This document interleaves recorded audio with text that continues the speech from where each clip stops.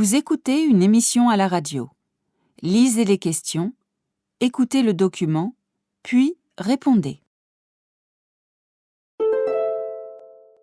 Première écoute. Doit-on gérer ses émotions au travail? Amina Janin, sociologue. Je voudrais qu'on s'attarde sur l'expression « gérer ses émotions ». Il s'agit là de l'idéologie managériale, c'est-à-dire qu'on doit essayer de rendre les émotions utiles, au service de la motivation, de la productivité. Tout ce travail pour que les personnes puissent se mobiliser sur des émotions qui ne viennent pas les empêcher d'être performants. Alors que les émotions, elles ne sont pas de l'ordre de la gestion, mais de la subjectivité, donc du sujet, de ce dont on a besoin pour être bien dans sa peau, et non pas pour répondre à des exigences normatives de performance et de rentabilité. Alors justement, Léo Terrier, vous êtes psychiatre et vous avez répertorié 3 grands types d'entreprises face aux émotions. Il y a des entreprises que je nommerais froides, telles des animaux au sang froid, dans lesquelles rien n'est exprimé. On y trouve le secteur bancaire ou de l'assurance. Et puis, au contraire, il y a un secteur où les émotions peuvent se lâcher, les émotions positives. C'est la communication, le milieu artistique. Ma chérie, tu es magnifique, je suis tellement heureux.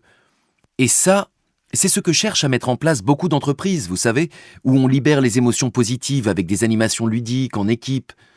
Mais les émotions négatives ne sont absolument pas autorisées, comme exprimer sa colère, son mécontentement.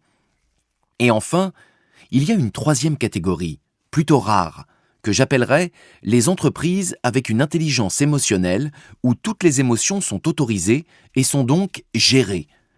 Parce que nous avons un vrai problème. C'est que la personne qui réceptionne les émotions au travail, c'est souvent les managers. Et la faiblesse du management dans ce domaine est exemplaire. Ils n'ont aucune formation pour ça. D'ailleurs, pour la colère, tout dépend de qui l'exprime. Oui, tout à fait. C'est très important de le souligner. En effet, il y a des inégalités émotionnelles très fortes. Et il faut dire que les émotions font partie des rapports de domination. Sans émotion, il n'y a pas de domination. Et donc là, on voit une différence à la fois de classe, de sexe, et la colère, c'est typiquement une émotion qui peut être acceptable si vous êtes un homme et en haut de l'échelle sociale. Dans certaines situations, ça peut passer pour quelqu'un de déterminé, qui se donne les moyens d'y arriver. Alors que pour la femme, on va dire qu'elle est hystérique, et l'ouvrier vulgaire. Il ne sait pas se comporter. Dans les émotions, il y a 2 choses à distinguer. L'expérience subjective interne qu'on ressent et ce qu'on exprime. Évidemment, quand on se met en colère, c'est une façon d'exprimer son émotion qui n'est pas forcément bonne ou adaptée dans beaucoup de situations. Mais exprimer par exemple sa colère et son mécontentement peut être fait de façon extrêmement affirmée sans agresser l'autre, en disant « Je suis déçu de ne pas avoir eu la promotion que j'espérais » ou « C'est quelque chose qui me déçoit profondément et me met franchement en colère ». Et parler de sa propre émotion sans forcément mettre l'autre en cause. D'ailleurs, dans tous les aspects de la gestion des émotions, on apprend des techniques pour exprimer ces émotions. Parce qu'il faut accepter toutes les émotions des gens. Ils ont le droit d'être en colère ou d'être découragés, mais n'ont bien sûr pas le droit de taper sur quelqu'un. Donc on voit la différence entre ressentir une émotion et l'exprimer. Et c'est ce que la technique de la gestion du stress cherche à apprendre aux individus. Exprimer leurs émotions sereinement.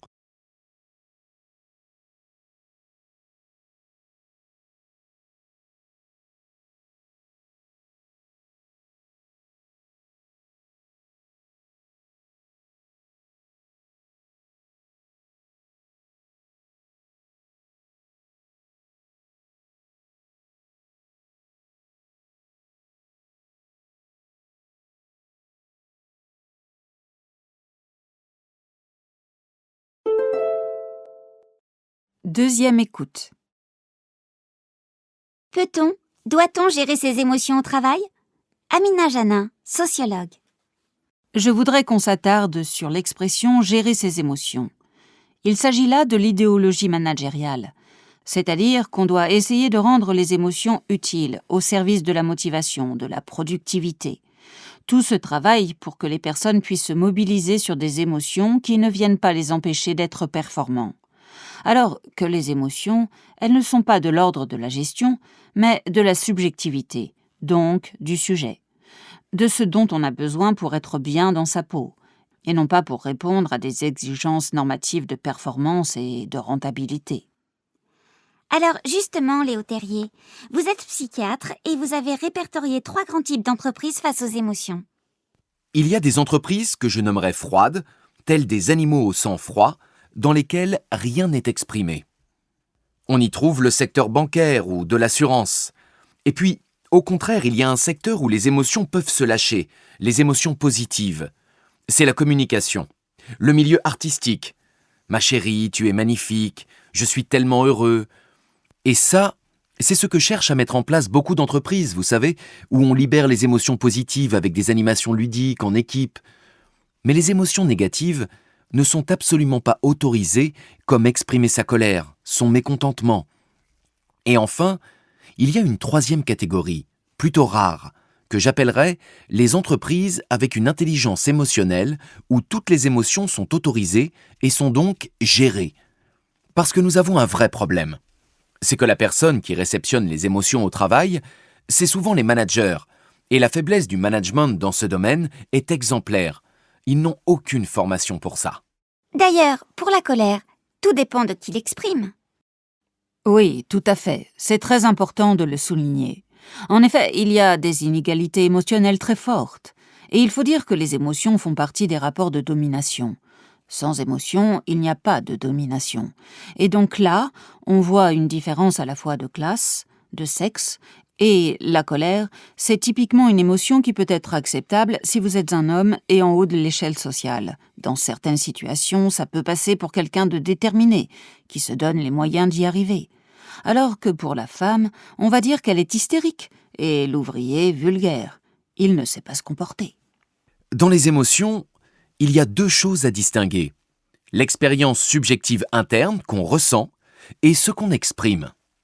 Évidemment, quand on se met en colère, c'est une façon d'exprimer son émotion qui n'est pas forcément bonne ou adaptée dans beaucoup de situations.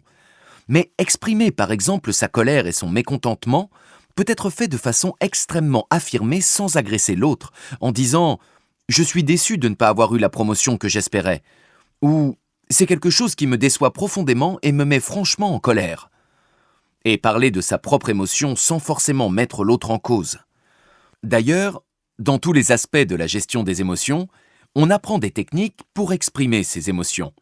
Parce qu'il faut accepter toutes les émotions des gens. Ils ont le droit d'être en colère ou d'être découragés, mais n'ont bien sûr pas le droit de taper sur quelqu'un. Donc on voit la différence entre ressentir une émotion et l'exprimer. Et c'est ce que la technique de la gestion du stress cherche à apprendre aux individus. Exprimer leurs émotions sereinement,